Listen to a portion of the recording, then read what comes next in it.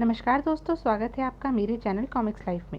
शुरू करते हैं राम रहीम सीरीज़ की एक और मज़ेदार कॉमिक्स, मौत बेचने वाले। मौत बेचने वाले double secret agent 00 half, Ram Rahim. लेखक विमल चटर्जी। कला त्रिशूल कॉमिको आर्ट। आह स्वामी, नहीं! उफ, इस नकली इंजेक्शन ने फिर एक जान ले ली। लेकिन असली और नकली दवाओं की तत्काल जांच करने का कोई उपाय भी तो नहीं है। आजकल पूरे देश में नकली दवाइयाँ धड़ल्ले से बिक रही थी। कोई शैतान उन नकली दवाइयों का निर्माण कर पूरे देश में मौत बेच रहा था। प्रतिदिन सैकड़ों मासूम जानें उन नकली दवाओं का ग्रास बन रही थी। हाय मेरा लाल!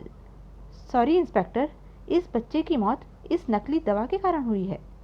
इस शीशी को कब्जे में ले लो। हवलदार Ram Singh. Yes sir. Police मुख्य अपराधी तक पहुंचने की हर संभव कोशिश कर रही थी। दवाई विक्रेताओं के यहाँ छापे भी मारे जा रहे थे। तलाशी लो और संदिग्ध दवाई की एक एक शीशी की जांच करो। Yes sir. नकली दवाइयों के विक्रेता भी इतने चालाक थे कि कानून उन्हें अपने शिकंजे में नहीं ले पाता था। सर, पूरी जांच पड़ताल करने के बाद भी कोई संदिग्ध दवाई नहीं मिली। ओह, फिर असफलता। सॉरी मिस्टर, मुझे अफसोस है कि आपको बिना वजह कष्ट उठाना पड़ा। केवल सॉरी कह देने से ही आप नहीं बच सकेंगे इंस्पेक्टर। मैं आप पर मानहानि का दावा करूंगा। आप तुरंत यहाँ से चले जाइए। इस तरह पुलिस विवश होकर रह जाती थी। उफ, विश्वस्त सूत्रों से मुझे पता चला था कि यह नकली दवाई बेचता है, परंतु आश्चर्य, इस समय इसके स्टॉक में एक भी संदिग्ध दवाई नहीं मिली। कहीं अपराधी को पुलिस की कार्यवाही का पहले से ही तो पता नहीं चल जाता। जबकि पुलिस की इस विवशता से अपराधी का साहस बढ़ता ही जा रहा था। हा हा हा हा। पुलिस इसी तरह सिर पटकती मर जाएगी, लेकिन मुझ तक नहीं पहुंच पाएगी। जग्गू, माल की खपत और बढ़ा दो। मैं चाहता हूं कि पूरे देश में लाशें ही लाशें दिखाई दे और पूरे देश की दौलत मेरे कदमों पर हो। आप निश्चिंत रहे बॉस, ऐसा ही होगा। शाबाश, अब टेबल पर पड़ी अपनी अपनी रकम उठाओ और जाकर मौज उड़ाओ। धन्यवाद बॉस, आप महान हैं। मामला केवल नकली दवाओं का नहीं था, बल्कि जाली करेंसी का भी था, जो नकली दवाओं के साथ साथ ही पूरे देश में तेजी से फैलाई जा रही थी। असली और नकली नोटों में अंतर करना भी मुश्किल था। सुनो, उन सभी बैगों में एक एक लाख के नकली नोट हैं। मैं चाहता हूँ कि वे 3 दिन के भीतर भीतर असली हो जाएं। हो जाएंगे बॉस, आप निश्चिंत रहें। इन दोनों ही मामलों से पुलिस बुरी तरह परेशान थी। अपराधी की हरकतें दिन प्रतिदिन बढ़ती ही चली जा रही हैं। जहां एक तरफ नकली दवाइयों के कारण रोजाना सैकड़ों इंसानों की जानें जा रही हैं, वहीं दूसरी तरफ जाली करेंसी के कारण देश की अर्थव्यवस्था पर भी बुरा प्रभाव पड़ रहा है। मैं पूछता हूँ कि आप लोग हाथ पर हाथ रखे क्या कर रहे हैं? अपराधी अब तक पकड़े क्यों नहीं गए? सर, हम अपनी ओर से पूरी कोशिश कर रहे हैं। यदि आप लोगों की कोशिशें ऐसी ही रही तो वह दिन दूर नहीं जब सरकार को पुलिस विभाग की जरूरत ही नहीं रह जाएगी। सुनिए ऑफिसर्स, इन धंधों के पीछे जो लोग भी सक्रिय हैं, वे 1 सप्ताह के भीतर भीतर पकड़े जाने चाहिए, वरना आप सभी अपने त्याग पत्र देने के लिए तैयार रहें। लेकिन सर, अब मैं कुछ नहीं सुनना चाहता। आप लोग जा सकते हैं। परंतु जब अपनी पूरी कोशिशें करने के बावजूद भी पुलिस अपराधियों को पकड़ने में नाकामयाब रही, तो गृह मंत्री जी पुलिस कमिश्नर को तलब करने पर मजबूर हो गए। मिस्टर सिंह, आप जाली नोट व नकली दवाओं वाले दोनों केसों की फाइलें मेरे सुपुर्द कर दीजिए। प्लीज़ सर, मुझे कुछ समय और दीजिए। मैं आपको विश्वास दिलाता हूँ कि अपराधी जल्द से जल्द कानून के शिकंजे में होंगे। बेकार है।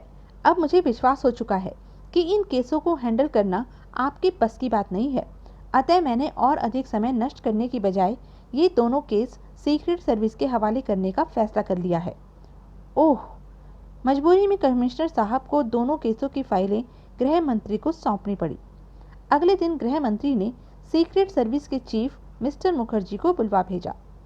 मिस्टर मुखर्जी, नकली दवाइयों और जाली करेंसी वाले दोनों केस मैं आपके सुपुर्द करता हूँ। ये उन दोनों केसों की फाइलें हैं। और हाँ, इन दोनों अवैध धंधों में लगे मुजरिम जल्द से जल्द पकड़े जाने चाहिए, वरना आप स्वयं ही अंदाजा लगा सकते हैं कि ये खतरनाक अपराधी पूरे देश के लिए आगे चलकर कितनी बड़ी मुसीबत बन जाएंगे। आप निश्चिंत रहें सर, अपराधी जो कोई भी है अब ज़्यादा दिनों तक आज़ाद नहीं रह पाएंगे। जल्द ही कानून का कठोर पंजा उनकी गर्दन पर होगा। गुड, मेरी शुभकामनाएं आपके साथ हैं। अब आप जा सकते हैं। गृह मंत्री से विदा लेकर चीफ मुखर्जी वापस लौट पड़े। इधर कर्नल राघव की कोठी पर, राम भैया, आज हम सारा दिन तफरी में ही बाहर गुजारेंगे। पहले मॉर्निंग शो देखेंगे, फिर किसी होटल में लंच करेंगे, उसके बाद भेरुन लेक चलकर बोटिंग करेंगे, उसके बाद फिर इवनिंग शो देखेंगे और उसके बाद बस आगे का प्रोग्राम मैं समझ गया। फिलहाल तुम बनना संवरना बंद करो और जल्दी से घर से निकल चलो। शुक्र समझो कि डैडी किसी काम से बाहर गए हैं और मम्मी घर के काम काज में जुटी है, वरना समय से पहले ही तुम्हारी सारी इच्छाओं का गला घुट जाता। अरे तो यार चलो ना, मैं तो बिल्कुल तैयार हूँ।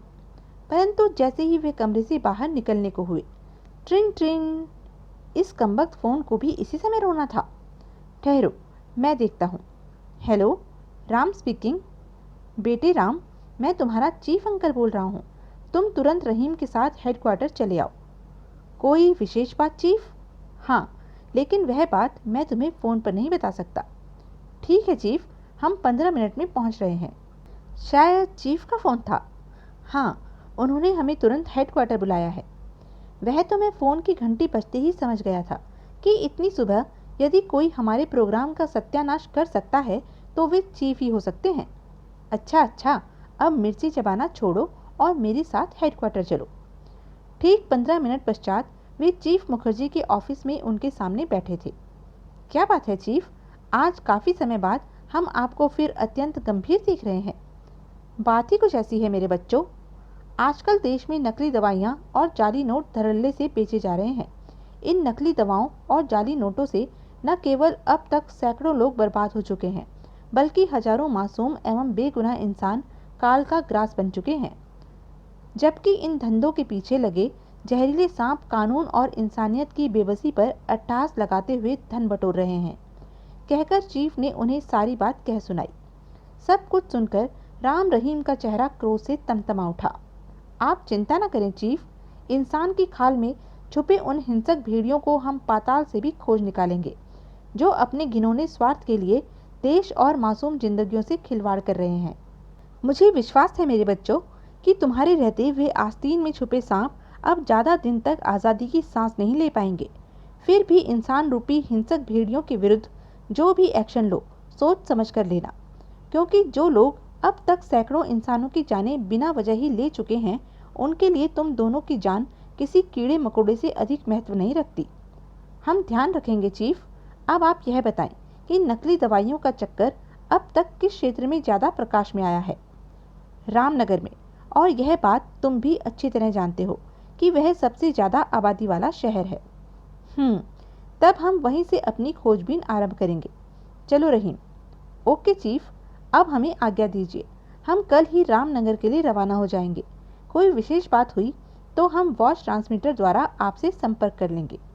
जाओ, ईश्वर तुम्हें जल्द से जल्द सफलता प्रदान करे। चीफ से विदा लेकर दोनों जैसे ही अपने घर के निकट पहुंचे, एक पड़ोसी के घर के भीतर और बाहर लगी भीड़ को देखकर वे बुरी तरह चौंक उठे। अरे, यह वर्मा अंकल जी के यहाँ भीड़ और पुलिस कैसी? वे बीमार थे, ईश्वर न करे उन्हें कुछ हो गया हो। चलो देखते हैं। लेकिन जैसे ही वे दरवाजे पर पहुंचे, ठिठक गए। अरे राम रहीम, ओह, अंकल का स्वर्गवास हो गया। आश्चर्य है, वे इतने बीमार तो नहीं थे कि अचानक ही उनकी मौत हो गई। तभी उनका परिचित इंस्पेक्टर उनके पास आ पहुंचा। उनकी मौत स्वाभाविक ढंग से नहीं, बल्कि एक नकली इंजेक्शन के कारण हुई है बेटे। एक प्रकार से उनकी हत्या हुई है। क्या? हाँ बेटे, आज सुबह वर्मा जी की तबीयत ज़्यादा बिगड़ने पर जब एक डॉक्टर ने आकर उन्हें इंजेक्शन लगाया तो उसके कुछ देर बाद ही उनकी मृत्यु हो गई। जांच करने पर पता लगा कि वह इंजेक्शन नकली था। ओह, तो इसका मतलब यह हुआ कि यह छूत की बीमारी फैलती फैलती हमारे शहर में भी आ पहुंची है। बातें करते हुए वे तीनों लॉन में निकल आए। इंस्पेक्टर अंकल, क्या आपने डॉक्टर से पूछा कि वह इंजेक्शन उन्होंने कहाँ से खरीदा था? इंजेक्शन उन्होंने स्वयं नहीं खरीदा था, बल्कि यहीं के एक नौकर को भेजकर शहर के एक प्रसिद्ध मेडिकल स्टोर रतन मेडिको से मंगवाया था। तब तो आपको उसके मालिक को तुरंत गिरफ्तार कर लेना चाहिए।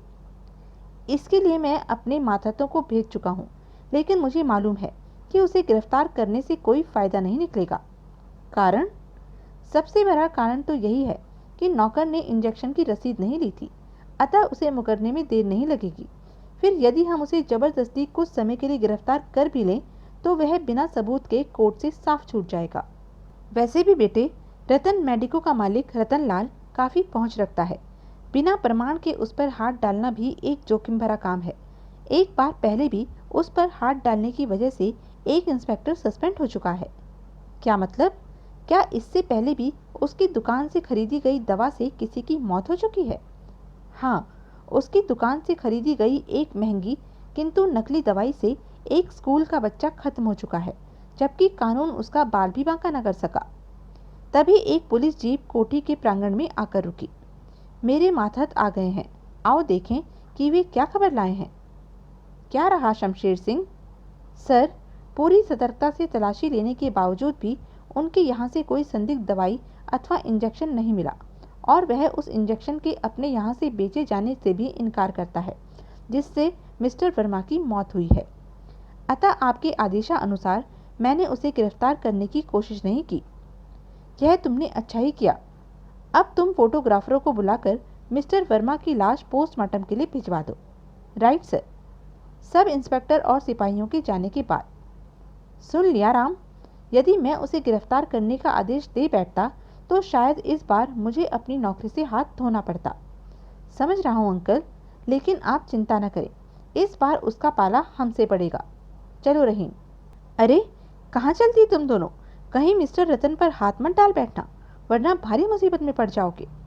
आप हमारी चिंता न करें इंस्पेक्टर अंकल, बस तेल देखिए और उसकी धार। ओके, टाटा। कोठी से बाहर निकलकर, अब कहाँ चलने का विचार है राम भैया? सारे प्रोग्राम की तो खो गई छुट्टी। हमें इसी समय रतन मेडिको चलना है, आओ पीछे बैठो। फिर दोनों मोटरसाइकिल पर सवार हो बाजार की ओर चल पड़े, जो वहाँ से 1-1.5 किलोमीटर की दूरी पर था। कुछ देर बाद वह रहा रतन मेडिको। लेकिन तुम्हारा इरादा क्या है? बस उस दुकान से एक नकली इंजेक्शन खरीदना चाहता हूँ, नीचे उतरो। मोटरसाइकिल से उतरकर राम एक कागज पर जल्दी जल्दी कुछ लिखने लगा। यह तुम क्या लिखने लगे? उसी इंजेक्शन का नाम जो मैं उसकी दुकान से खरीदूंगा। यही इंजेक्शन वर्मा अंकल जी को दिया गया था। ओह! लिखने के बाद राम ने जेब से नकली मूछें निकालकर होठों के ऊपर चिपकाई और बालों को हाथों से अस्त व्यस्त कर अकेला ही केमिस्ट की दुकान पर पहुंच गया। जनाब, मुझे जरा जल्दी है, कृपया यह इंजेक्शन निकाल दीजिए। 1 मिनट। तो यह थी अब तक की कहानी। आगे की कहानी जानने के लिए बने रहें मेरे साथ। और हाँ, मेरे चैनल को लाइक, शेयर और सब्सक्राइब करना ना भूलें। धन्यवाद।